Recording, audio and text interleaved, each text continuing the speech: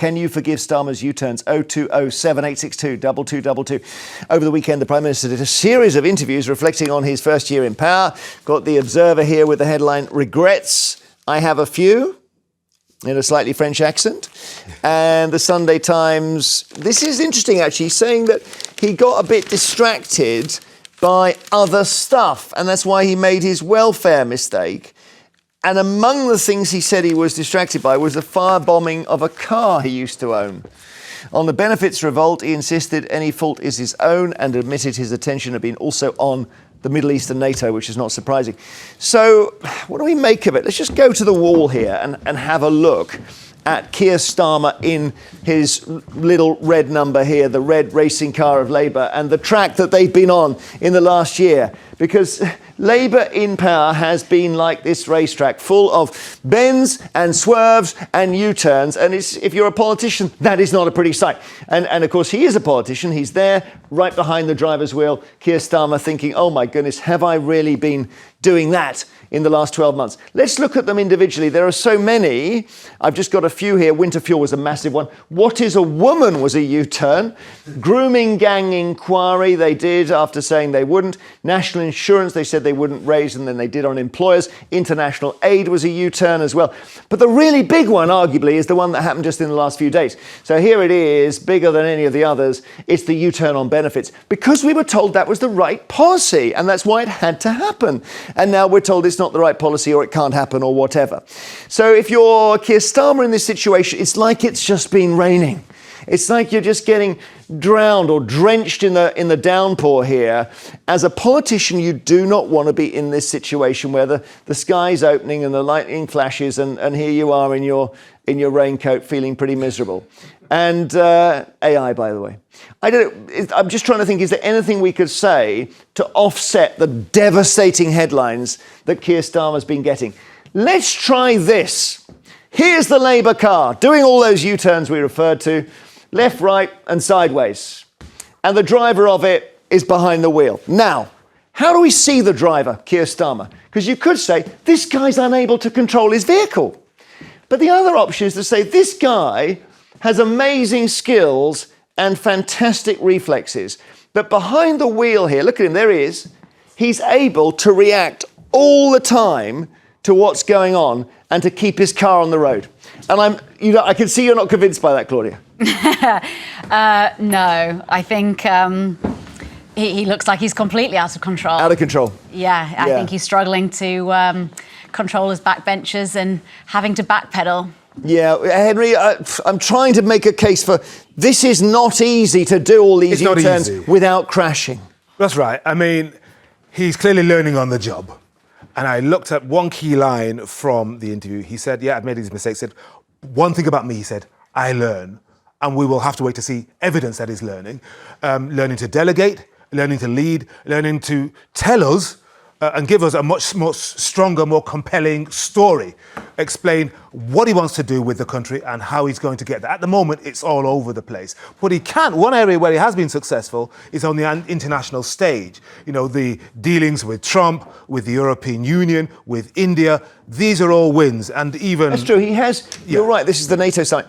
If there's one thing he's done, Claudia, Henry says this, he managed to make Trump like him.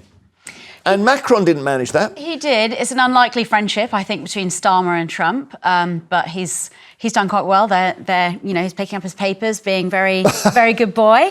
But I think, unfortunately, his focus on foreign affairs has meant he's taken his eye off the ball at home. And I think our domestic issues need his attention. Well, they have needed his attention, and that's why he's blamed, completely being out of control. You probably saw that was Trump with Mark Rutte next to him, the head of NATO. Rutte said when the kids are, when Trump's not around, the kids ask for daddy. Yes. Has a massive criticism. You do not call the American president daddy if you're the head of NATO. Rutte says, no, you got it wrong. I didn't call him daddy. I was talking about, a certain analogy. And then Trump makes it so bad for Rutte because he says, he calls me daddy all the time. I kind of like it, He loved it. He likes to call me daddy. And he leaked all the unctuous fawning tweets, didn't he? Yeah, Or the text, should I say? Yeah, but Starmer seems to. Okay, credit to Starmer. He's done that without calling Trump daddy. That's the connection.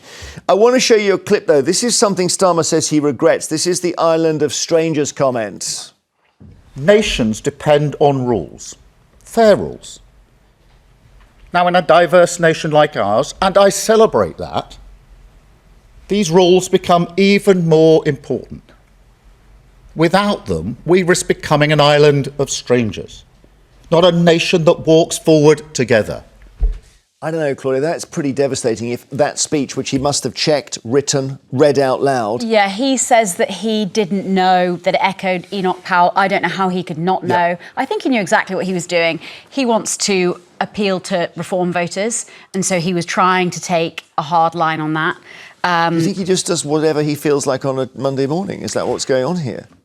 I think so. It certainly feels like that sometimes. It feels like either he's being badly advised or... I think possibly it could be that, the bad advice, or maybe at the moment he doesn't quite have a centre. You know, Margaret Thatcher had a gravitational pull. You had a clear understanding of why she was Prime Minister. Same with Tony Blair. Less so with Boris Johnson, less so with Rishi Sunak, certainly Theresa May.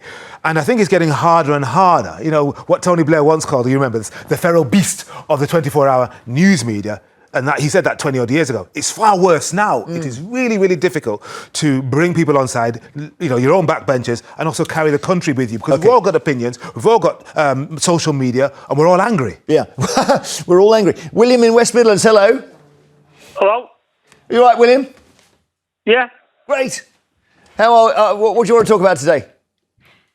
Well, what I want to say is that Keir Starmer should have stuck to, not all of them, but over this one, this pensions thing, he should have stuck to his guns on it, and what he should have said, because you know and I know that there are hundreds of thousands of people in this country getting paid for not going to work. They can work, they're fit to work, they just don't want to work, they want to get the money.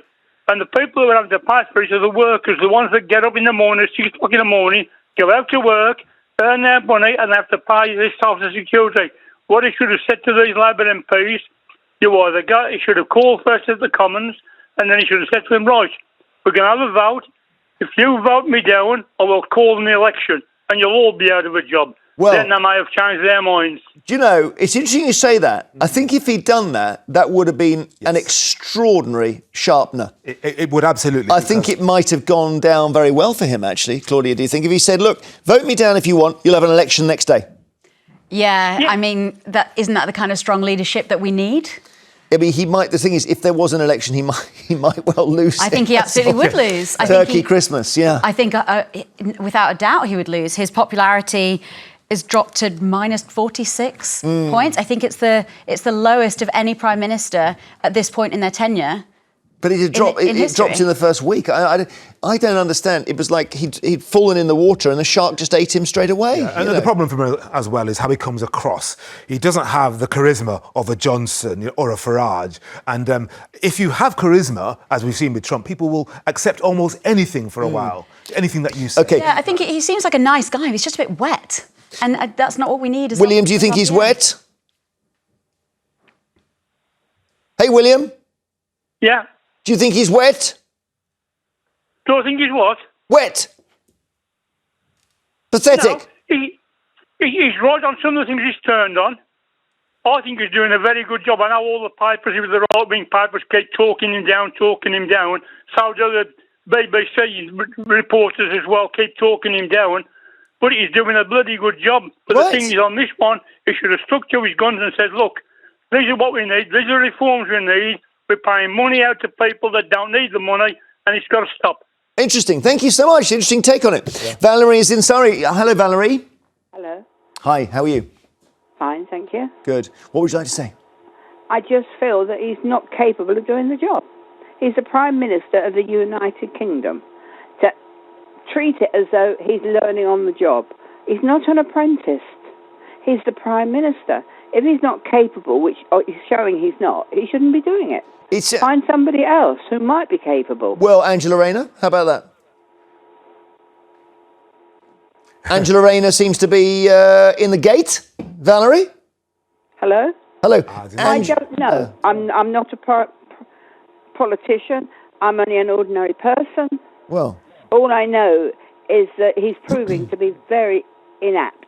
yeah. What he's Henry. supposed The to problem do. there for Valerie and for us is that if he did resign, who would be the natural successor? Angela Rayner, I'm not sure. Wes Streeting. Wes Streeting, yes. I mean, people think he's credible. He performs brilliantly on camera, and I think he's clearly got a But he will long-term 10-year plan for the National Health Service, something on which we spend more money than anything else, over £200 billion.